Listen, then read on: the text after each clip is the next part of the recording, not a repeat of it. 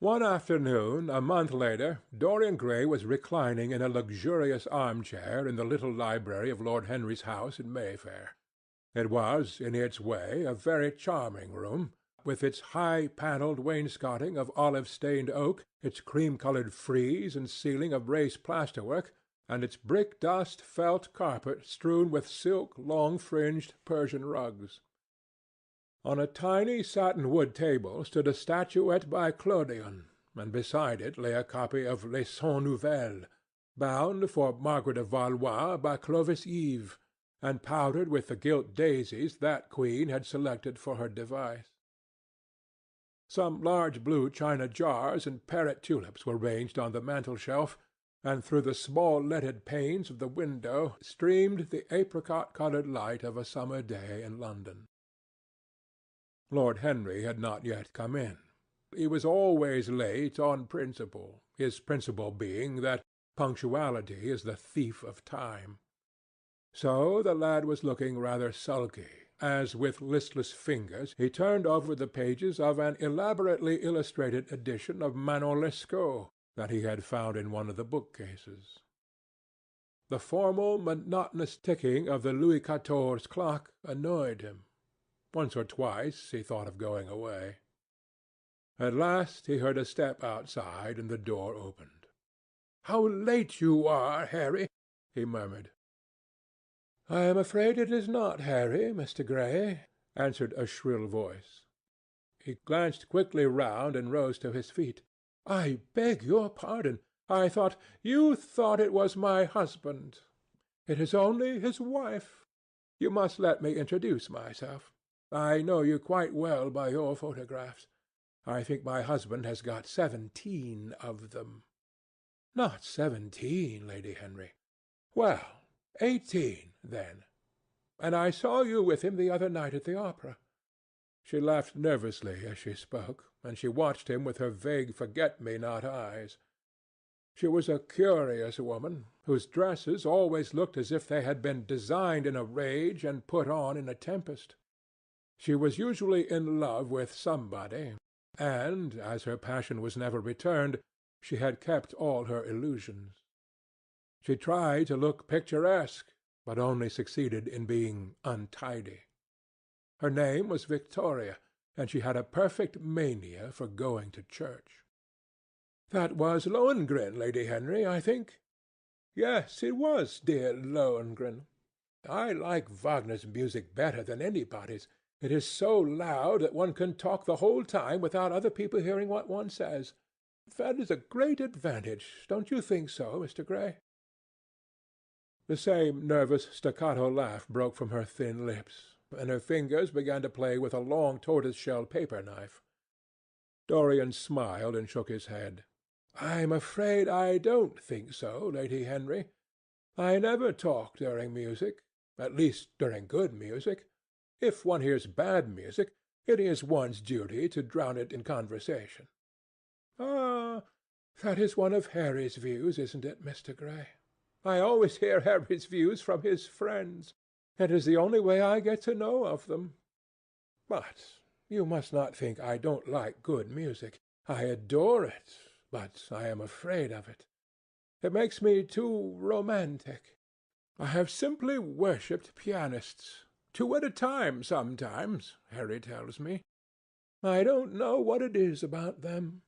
Perhaps it is that they are foreigners. They all are, aren't they? Even those that are born in England become foreigners after a time, don't they? It is so clever of them, and such a compliment to art. Makes it quite cosmopolitan, doesn't it? You have never been to any of my parties, have you, Mr. Gray? You must come. I can't afford orchids, but I spare no expense in foreigners. They make one's rooms look so picturesque. Ah, but here is Harry. Harry, I came in to look for you to ask you something. I forget what it was, and I found Mr. Gray here.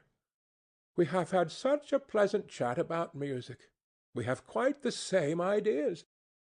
No, I think our ideas are quite different, but he has been most pleasant. I am so glad I've seen him. "I am charmed, my love, quite charmed," said Lord Henry, elevating his dark crescent-shaped eyebrows and looking at them both with an amused smile. "So sorry I am late, Dorian. I went to look after a piece of old brocade in Wardour Street, and had to bargain for hours for it. Nowadays people know the price of everything and the value of nothing." "I'm afraid I must be going," exclaimed Lady Henry, breaking an awkward silence with her silly sudden laugh. "I have promised to drive with the Duchess. Good-bye, Mr. Gray. Good-bye, Harry. You are dining out, I suppose? So am I. Perhaps I shall see you at Lady Thornbury's." "I dare say, my dear," said Lord Henry, shutting the door behind her as, looking like a bird of paradise that had been out all night in the rain, she flitted out of the room, leaving a faint odour of frangipani. Then he lit a cigarette and flung himself down on the sofa. "Never marry a woman with straw-coloured hair, Dorian," he said after a few puffs. "Why, Harry?" "Because they are so sentimental." "But I like sentimental people." "Never marry at all, Dorian. Men marry because they are tired, women because they are curious. Both are disappointed." "I don't think I am likely to marry, Harry. I am too much in love. That is one of your aphorisms. I am putting it into practice, as I do everything that you say." "Who are you in love with?" asked Lord Henry after a pause. "With an actress," said Dorian Gray, blushing. Lord Henry shrugged his shoulders. "That is a rather commonplace debut." "You would not say so if you saw her, Harry." "Who is she?" "Her name is Sibyl Vane." "Never heard of her." "No one has. People will some day, however. She is a genius." "My dear boy, no woman is a genius. Women are a decorative sex. They never have anything to say, but they say it charmingly. Women represent the triumph of matter over mind, just as men represent the triumph of mind over morals." "Harry, how can you?" "My dear Dorian, it is quite true. I am analyzing women at present, so I ought to know. The subject is not so abstruse as I thought it was. I find that ultimately there are only two kinds of women, the plain and the coloured. The plain women are very useful. If you want to gain a reputation for respectability, you have merely to take them down to supper. The other women are very charming. They commit one mistake, however. They paint in order to try and look young. Our grandmothers painted in order to try and talk brilliantly. Rouge and esprit used to go together. That is all over now. As long as a woman can look 10 years younger than her own daughter, she is perfectly satisfied. As for conversation, there are only 5 women in London worth talking to, and 2 of these can't be admitted into decent society. However, tell me about your genius. How long have you known her?" "Ah, Harry, your views terrify me." "Never mind that. How long have you known her?" "About 3 weeks." "And where did you come across her?" "I will tell you, Harry, but you mustn't be unsympathetic about it. After all, it never would have happened if I had not met you. You filled me with a wild desire to know everything about life. For days after I met you, something seemed to throb in my veins. As I lounged in the park or strolled down Piccadilly, I used to look at every one who passed me and wonder, with a mad curiosity, what sort of lives they led. Some of them fascinated me. Others filled me with terror. There was an exquisite poison in the air. I had a passion for sensations. Well, one evening, about 7 o'clock, I determined to go out in search of some adventure. I felt this grey, monstrous London of ours, with its myriads of people, its sordid sinners, and its splendid sins, as you once phrased it, must have something in store for me. I fancied 1,000 things. The mere danger gave me a sense of delight. I remembered what you had said to me on that wonderful evening when we first dined together, about the search for beauty being the real secret of life. I don't know what I expected, but I went out and wandered eastward, soon losing my way in a labyrinth of grimy streets and black grassless squares. About 8:30 I passed by an absurd little theatre, with great flaring gas-jets and gaudy playbills. A hideous Jew, in the most amazing waistcoat I ever beheld in my life, was standing at the entrance, smoking a vile cigar. He had greasy ringlets, and an enormous diamond blazed on the centre of a soiled shirt. "Have a box, my lord?" he said, when he saw me, and he took off his hat with an air of gorgeous civility. There was something about him, Harry, that amused me. He was such a monster. You will laugh at me, I know, but I really went in and paid a whole guinea for the stage box. To the present day I can't make out why I did so, and yet if I hadn't, my dear Harry, if I hadn't, I should have missed the greatest romance of my life. I see you are laughing. It is horrid of you." "I am not laughing, Dorian. At least I am not laughing at you. But you should not say the greatest romance of your life. You should say the first romance of your life. You will always be loved, and you will always be in love with love. A grand passion is the privilege of people who have nothing to do. That is the one use of the idle classes of a country. Don't be afraid. There are exquisite things in store for you. This is merely the beginning." "Do you think my nature so shallow?" cried Dorian Gray angrily. "No, I think your nature so deep." "How do you mean?" "My dear boy, the people who love only once in their lives are really the shallow people. What you call their loyalty and their fidelity, I call either the lethargy of custom or their lack of imagination. Faithfulness is to the emotional life what consistency is to the life of the intellect, simply a confession of failure. Faithfulness. I must analyze it some day. The passion of property is in it. There are many things that we would throw away if we were not afraid that others might pick them up. But I don't want to interrupt you. Go on with your story." "Well, I found myself seated in a horrid little private box, with a vulgar drop scene staring me in the face. I looked out from behind the curtain and surveyed the house. It was a tawdry affair, all cupids and cornucopias, like a third-rate wedding-cake. The gallery and pit were fairly full, but the 2 rows of the dingy stalls were quite empty, and there was hardly a person in what I suppose they called the dress-circle. Women went about with oranges and ginger beer, and there was a terrible consumption of nuts going on.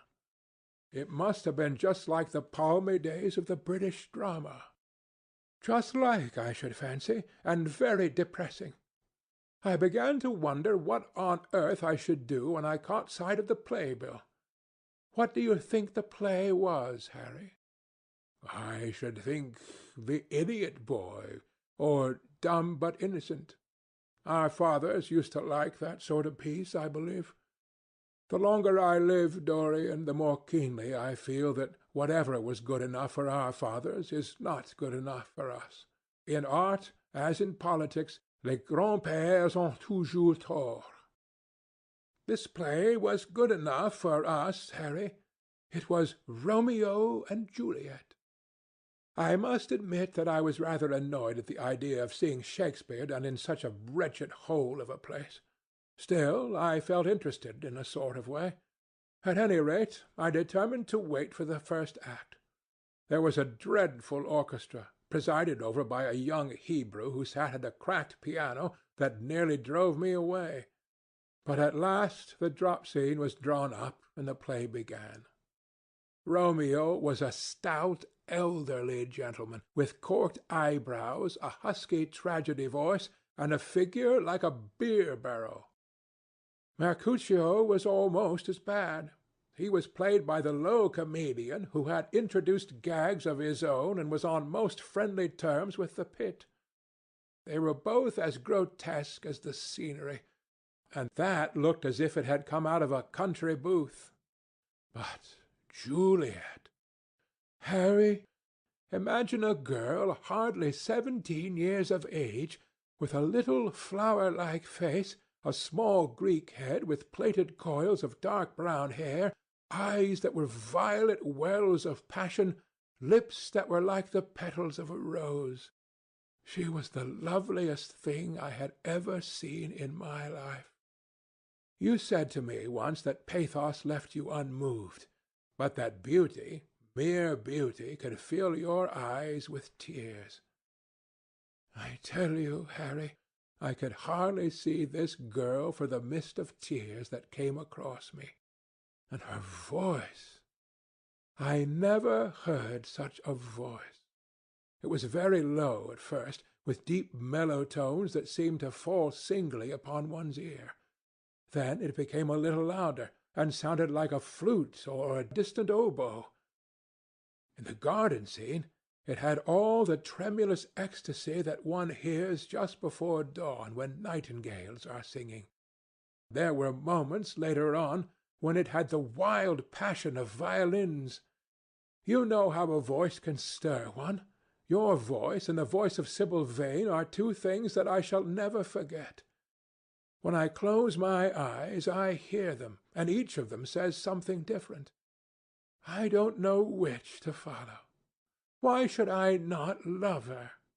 Harry, I do love her. She is everything to me in life. Night after night I go to see her play. One evening she is Rosalind, and the next evening she is Imogen. I have seen her die in the gloom of an Italian tomb, sucking the poison from her lover's lips. I have watched her wandering through the forest of Arden, disguised as the pretty boy in hose and doublet and dainty cap. She has been mad, and has come into the presence of a guilty king, and given him rue to wear and bitter herbs to taste of.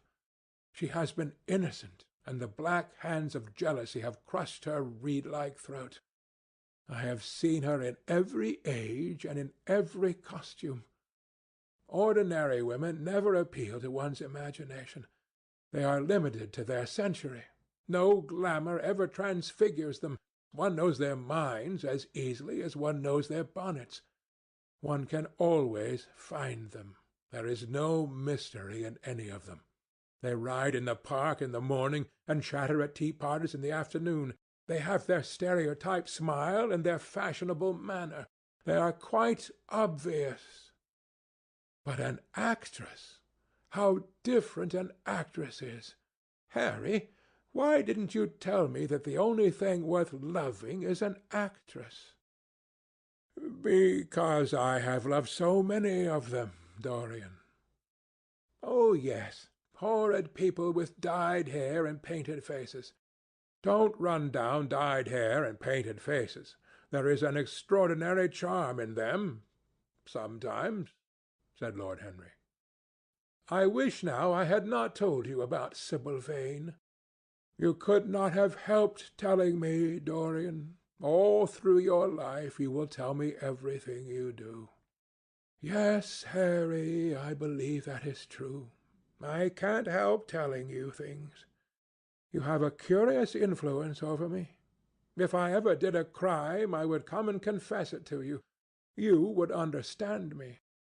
People like you, the wilful sunbeams of life, don't commit crimes, Dorian. But I am much obliged for the compliment all the same. And now tell me. Reach me the matches like a good boy. Thanks. What are your actual relations with Sibyl Vane? Dorian Gray leaped to his feet with flushed cheeks and burning eyes. Harry, Sibyl Vane is sacred. It is only the sacred things that are worth touching, Dorian," said Lord Henry, with a strange touch of pathos in his voice. "But why should you be annoyed? I suppose she will belong to you some day. When one is in love, one always begins by deceiving oneself, and one always ends by deceiving others. That is what the world calls a romance. You know her, at any rate, I suppose?" "Of course I know her. On the first night I was at the theatre, the horrid old Jew came round to the box after the performance was over and offered to take me behind the scenes and introduce me to her. I was furious with him, and told him that Juliet had been dead for hundreds of years, and that her body was lying in a marble tomb in Verona. I think, from his blank look of amazement, that he was under the impression that I had taken too much champagne or something. I am not surprised. Then he asked me if I wrote for any of the newspapers. I told him I never even read them. He seemed terribly disappointed at that, and confided to me that all the dramatic critics were in a conspiracy against him, and that they were every one of them to be bought. I should not wonder if he was quite right there. But, on the other hand, judging from their appearance, most of them cannot be at all expensive." "Well, he seemed to think they were beyond his means," laughed Dorian. "By this time, however, the lights were being put out in the theatre, and I had to go. He wanted me to try some cigars that he strongly recommended. I declined. The next night, of course, I arrived at the place again. When he saw me, he made me a low bow and assured me that I was a munificent patron of art. He was a most offensive brute, though he had an extraordinary passion for Shakespeare. He told me once with an air of pride that his 5 bankruptcies were entirely due to the Bard, as he insisted on calling him. He seemed to think it a distinction. It was a distinction, my dear Dorian, a great distinction. Most people become bankrupt through having invested too heavily in the prose of life. To have ruined one's self over poetry is an honor. But when did you first speak to Miss Sibyl Vane?" "The 3rd night. She had been playing Rosalind. I could not help going round. I had thrown her some flowers, and she had looked at me. At least I fancied that she had. The old Jew was persistent. He seemed determined to take me behind, so I consented. It was curious my not wanting to know her, wasn't it?" "No, I don't think so." "My dear Harry, why?" "I will tell you some other time. Now I want to know about the girl." "Sibyl? Oh, she was so shy and so gentle. There is something of a child about her. Her eyes opened wide in exquisite wonder when I told her what I thought of her performance, and she seemed quite unconscious of her power. I think we were both rather nervous. The old Jew stood grinning at the doorway of the dusty green-room, making elaborate speeches about us both, while we stood looking at each other like children. He would insist on calling me my lord, so I had to assure Sibyl that I was not anything of the kind. She said quite simply to me, 'You look more like a prince. I must call you Prince Charming.'"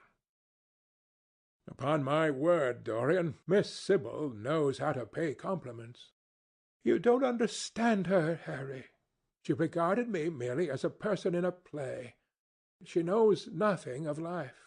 She lives with her mother, a faded, tired woman who played Lady Capulet in a sort of magenta dressing-wrapper on the first night, and who looks as if she had seen better days." "I know that look. It depresses me," murmured Lord Henry, examining his rings. "The Jew wanted to tell me her history, but I said it did not interest me." "You were quite right. There is always something infinitely mean about other people's tragedies."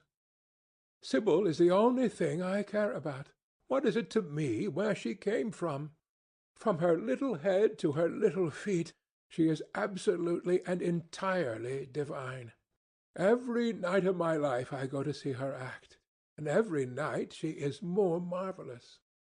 That is the reason, I suppose, that you never dine with me now. I thought you must have some curious romance on hand. You have, but it is not quite what I expected.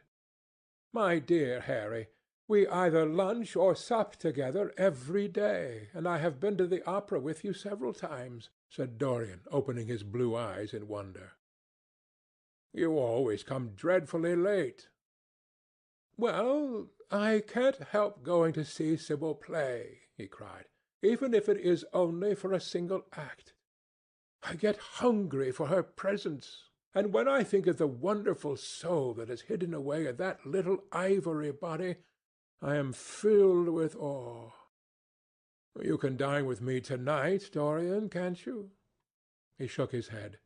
"To-night she is Imogen," he answered, "and to-morrow night she will be Juliet." "When is she Sibyl Vane?" "Never." "I congratulate you." "How horrid you are! She is all the great heroines of the world in one. She is more than an individual. You laugh, but I tell you she has genius. I love her, and I must make her love me. You, who know all the secrets of life, tell me how to charm Sibyl Vane to love me. I want to make Romeo jealous. I want the dead lovers of the world to hear our laughter and grow sad. I want a breath of our passion to stir their dust into consciousness, to wake their ashes into pain. My God, Harry, how I worship her!" He was walking up and down the room as he spoke. Hectic spots of red burned on his cheeks. He was terribly excited. Lord Henry watched him with a subtle sense of pleasure. How different he was now from the shy, frightened boy he had met in Basil Hallward's studio. His nature had developed like a flower, had borne blossoms of scarlet flame. Out of its secret hiding-place had crept his soul, and desire had come to meet it on the way. "And what do you propose to do?" said Lord Henry at last. "I want you and Basil to come with me some night and see her act. I have not the slightest fear of the result.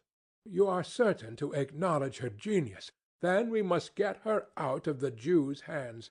She is bound to him for 3 years, at least for 2 years and 8 months, from the present time.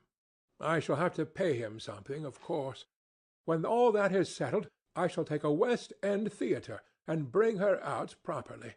She will make the world as mad as she has made me." "That will be impossible, my dear boy." "Yes, she will. She has not merely art, consummate art instinct, in her, but she has personality also. And you have often told me that it is personalities, not principles, that move the age. Well, what night shall we go?" "Let me see. Day is Tuesday. Let us fix to-morrow. She plays Juliet to-morrow." "All right. The Bristol at 8 o'clock. And I will get Basil." "Not 8, Harry, please. 6:30. We must be there before the curtain rises. You must see her in the first act, where she meets Romeo." 6:30? What an hour! It will be like having a meat tea or reading an English novel. It must be 7. No gentleman dines before 7. Shall you see Basil between this and then, or shall I write to him?" "Dear Basil! I have not laid eyes on him for a week. It is rather horrid of me, as he sent me my portrait in the most wonderful frame, specially designed by himself, and though I am a little jealous of the picture for being a whole month younger than I am, I must admit that I delight in it. Perhaps you had better write to him. I don't want to see him alone. He says things that annoy me. He gives me good advice." Lord Henry smiled.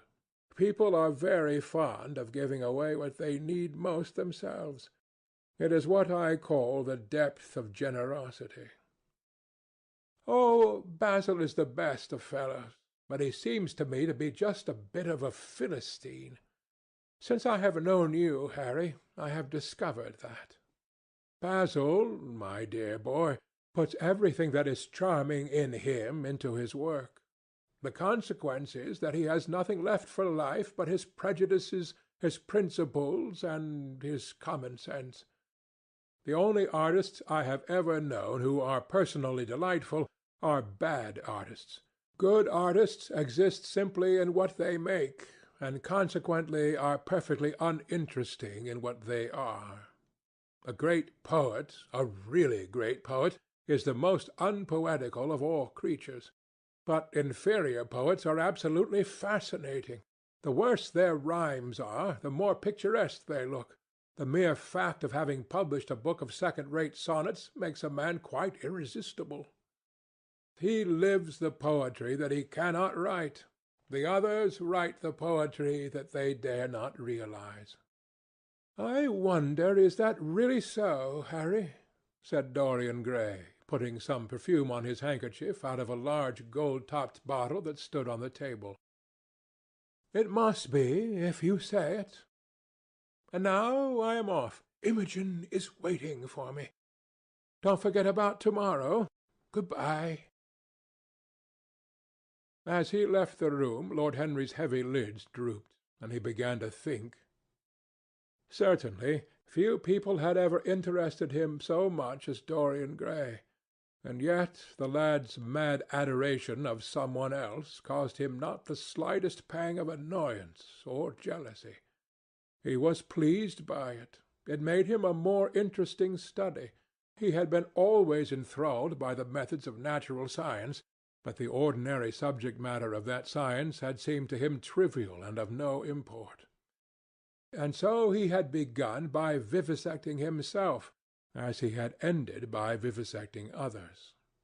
Human life, that appeared to him the one thing worth investigating.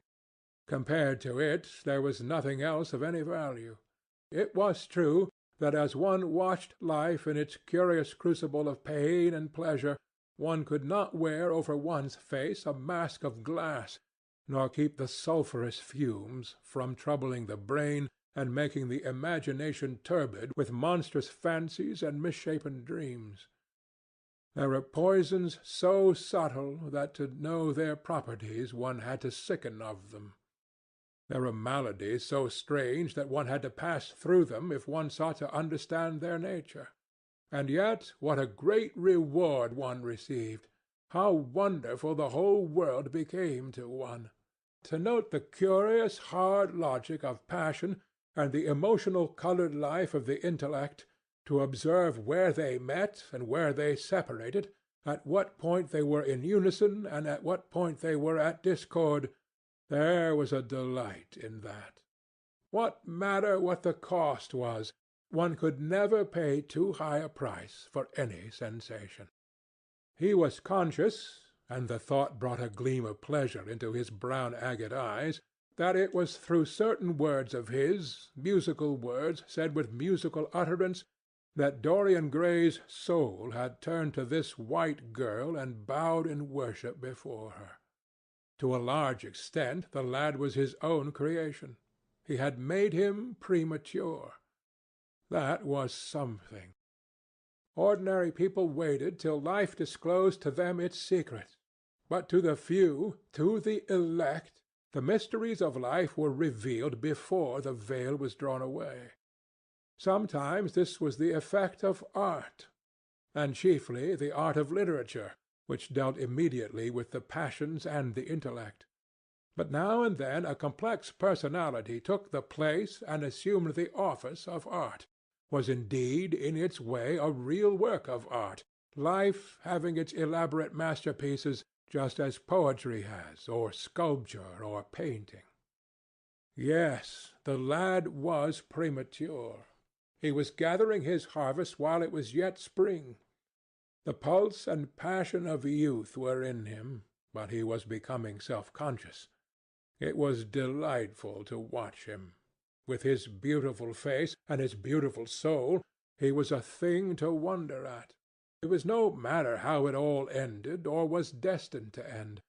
He was like one of those gracious figures in a pageant or a play whose joys seem to be remote from one, but whose sorrows stir one's sense of beauty, and whose wounds are like red roses. Soul and body, body and soul, how mysterious they were! There was animalism in the soul, and the body had its moments of spirituality. The senses could refine, and the intellect could degrade. Who could say where the fleshly impulse ceased or the psychical impulse began? How shallow were the arbitrary definitions of ordinary psychologists, and yet how difficult to decide between the claims of the various schools!